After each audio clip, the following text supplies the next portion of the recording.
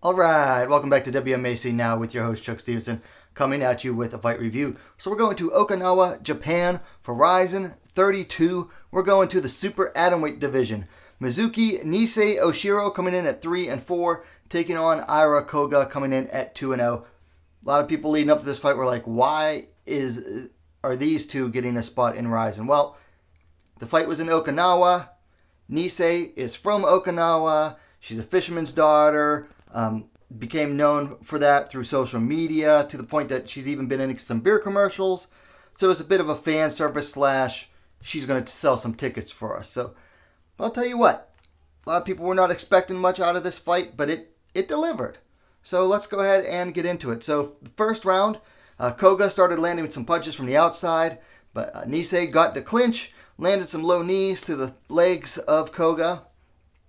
Now Koga, she used good balance to stay on her feet in spite of a takedown attempt by NISSE. I mean, she showed some good, hip movement and, good base and balance.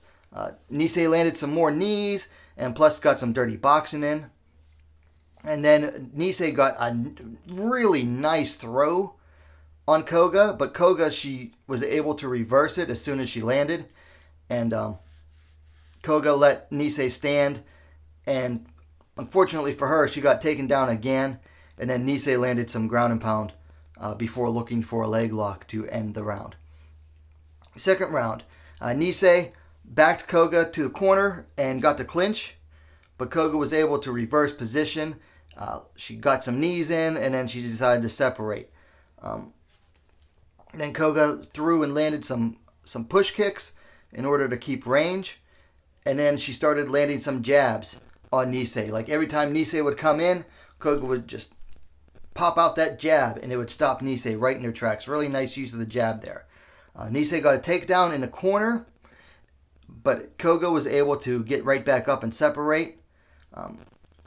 Koga went for a guillotine attempt and then she got a guillotine attempt off of a NISSE takedown attempt. NISSE did get her down to actually scored mount for a couple seconds, but Koga was able to reverse and landed some ground and pound of her own before the round ended. So pretty exciting fight so far. Went to the third round. Now in the third round, big round for Koga. She showed better footwork to start. She outmaneuvered NISSE, was able to keep from getting backed in the corner, and she started landing her punches more freely. Now NISSE got a clinch after whipping the spinning back fist and was able to get Koga down. Now Koga was able to fight her way back up to the clinch. A couple of clinch reversals followed. They each got position, and then they broke the clinch. Now Koga started landing some good clean punches at this point. Now NISSE went for a takedown, but it got reversed by Koga, who landed into NISSE's guard. And again, Koga let her stand.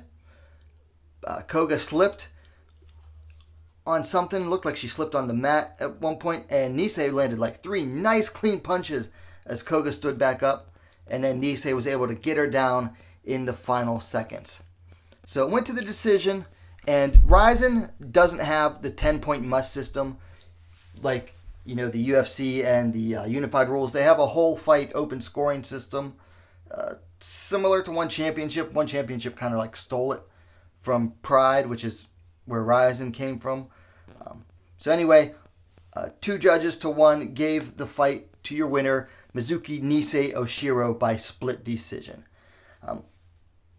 This is a fun, scrappy little fight, which I kind of expected it would be, because I've seen enough of NISSE's fights. I hadn't really seen much out of Koga because she was only 2-0 coming into this, but I've seen enough of NISSE's fights to know that she's always in a scrappy fight. Excuse me. So I knew that this one would be the same. Now, it came down to the aggression for me. The aggression, I think, won the day for NISSE. She was constantly moving forward. She dictated where the fight went. She was the one initiating the clinch. She was the one getting the takedowns. So the fact that NISSE was the one constantly on the attack probably won the day for her. Koga was just A little too hesitant to, go on the offense herself, and was mostly looking to counter. Now, I will say, Koga does show some good promise. She has clean striking. Her grappling's good. She got some nice reversals off of the takedowns. I've seen her wrestling in a different fight before this. She shows a lot of promise. It's an interesting type of striking that she has too, but it's effective when she's using her footwork. Now, for things to work on for NISSE, she needs to clean up her striking. She's sloppy. I think with her aggressive style, if she cleaned up her striking, she'd do a lot better in her fights. She would definitely do a lot better if she were to, clean it up, work on her technique some. But she mostly just throws sloppy, and she's a little over-aggressive, and, combine those two, and it often spells disaster for her. That's why, she only has a 4-4 record, or that's part of the why. For Koga, like I mentioned earlier, I'd like to see more aggression from her. I think had she gone on the attack a little more, she probably could have won this one. But as it was, she was, content to try to stay on the outside and counter. And in the earlier rounds, in the first and at least half of the second, she wasn't landing a whole lot. So try to get a little aggressive a little bit more early. Now, for fights to make. For Koga, I'm going to wait off on this one. There is a Deep Jewels event coming up in December. I could have a fight to make for her after that. Also, hopefully, Japan opens up the borders after the new year, and then maybe we could find some more matchups for her.